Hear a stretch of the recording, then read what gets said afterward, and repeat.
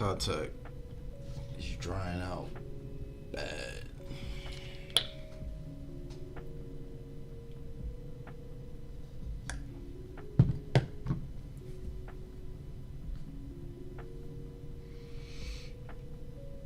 Ooh.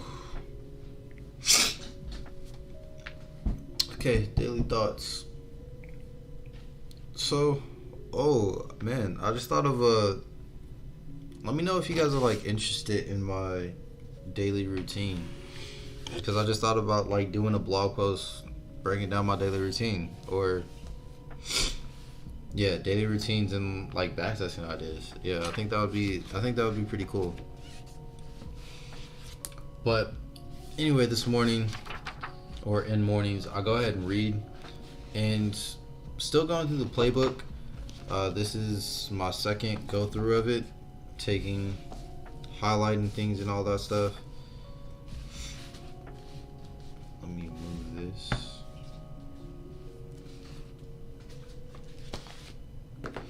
But I was reading something in here that I think would be pretty interesting to share. I actually talked about this with someone this morning too, or at least shared with them the concept, I guess.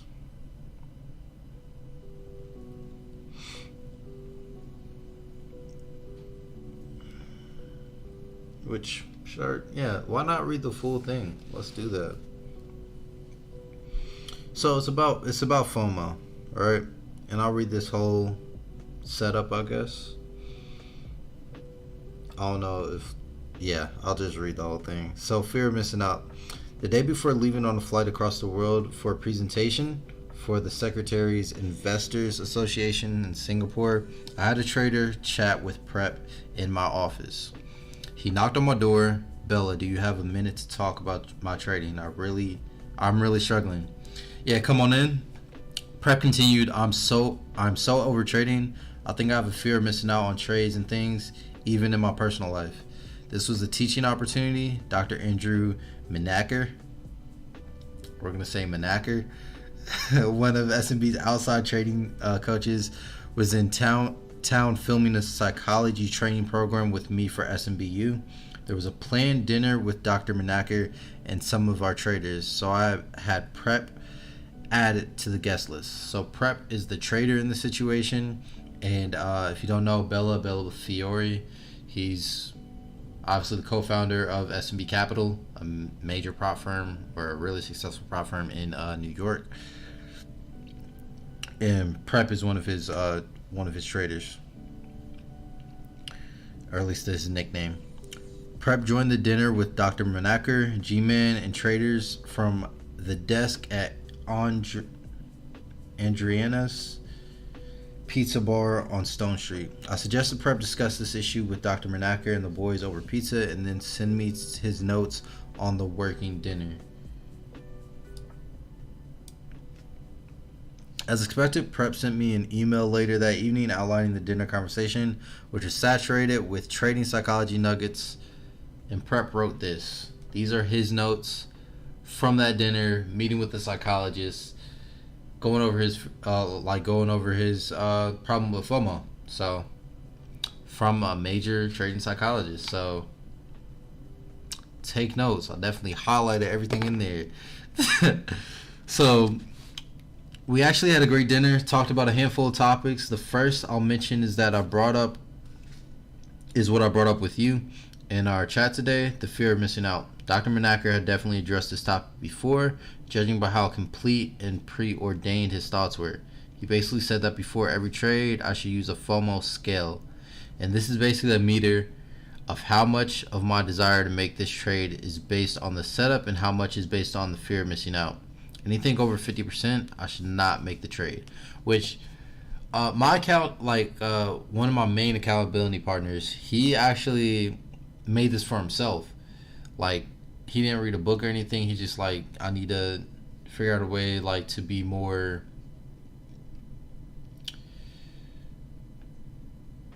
objective when it comes to trading, and not just not being subjective about his trades and sticking to his plan and everything. So he made this Google sheet where he writes down all the criteria that's there for that specific trade, and it grades it automatically for him. So he's not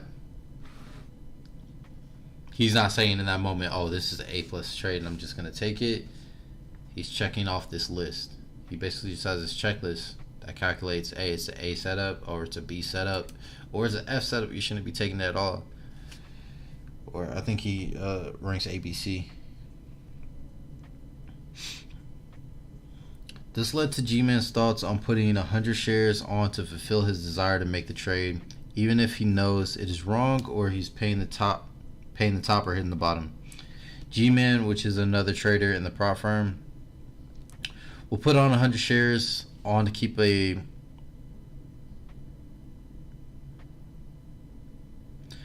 eye on the stock, and B, to justify his desire to make the trade. I found both these concepts really interesting, and I'm definitely going to consider them in my trading. Next, we talked about making the jump to bigger size and the biggest. Let's not talk about that. We'll stop there. All right. So two concepts are essentially creating a scale if you're having FOMO, and before each trade, like going through that scale and saying, hey, if I'm in this range, I'm not going to take the trade, or if I'm in this range, I'm going to take the trade. Basically, the criteria is saying, oh, this setup is based off of actual criteria or my actual game plan, my actual trading plan, or this setup is based off of, man, it hasn't quite hit my zone, or it hit my zone but my entry signal hasn't come and price is just shooting down. Dang, maybe I should take it right now. So it's just it's really just a checklist, pretty much. And then like give yourself a rating. So that's an idea to help with FOMO. Obviously, no matter what you're doing, no matter what you do, even if you use the second approach, which is putting on a bit of the position, like they trade stock, so he puts on 100 shares to test it out and to justify, hey, I took the trade, so I don't feel that desire to take the trade anymore. Like, that would be equivalent to putting on a micro lot for us. So, but regardless of whatever way you put it, or whichever way you go with, it requires discipline. It requires discipline regardless. Pretty much with anything you do, if you want to do it consistently, you're going to have to impose discipline. So make sure you're constantly exercising that, I guess. But those are interesting concepts, or I guess an interesting morning read I had. There's a lot more info, especially the second section where Dr. Menaker actually sends Bella an email talking about FOMO and like the reasons for it and a certain way to combat it. I believe so. Is that what I experienced?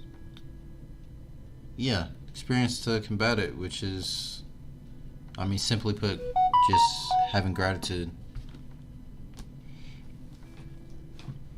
And that sounds basic, but how he explains it makes sense, and I'm sure it's worth exercising.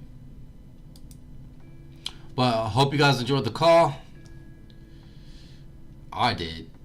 I'll catch you guys tomorrow. Right? I hope everyone has a great day.